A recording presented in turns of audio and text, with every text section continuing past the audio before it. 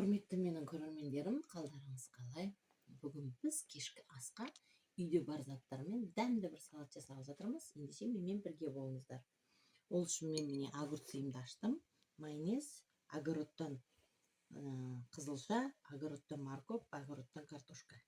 Бәрі қолжетімді, бәрі үйдегі заттар. Ал ендеше бастайық. Огурцымызды әдемілеп турап, мен баламды магазинге жіберген ғой, балық болса әкел деп. Балық жоқ екен.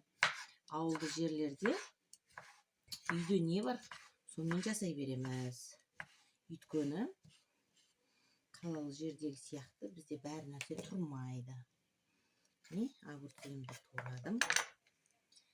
Содан бүгін воскресенье, моншамызға түсіп, дәмді тамағымызды жеп, ақымақ адам жегенін ғана айтады деп пе?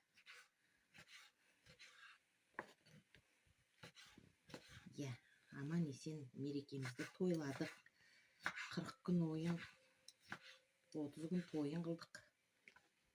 Өздеріңіз білесіздер, енді міне өзім тұздаған қиярым. Енді все у меня с огорода. Өткен воскресеньеде Тоғжан екеуміз огородтан морковымызды, свекламызды жинадық. Тоғжанды екеуміз, Тоғжан? Енді соны пайдаланып жасайық деп жатырмыз.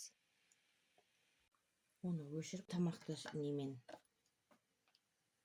сарымсақпен байланыстырған жақсы көреміз. Әсіресе отағасы.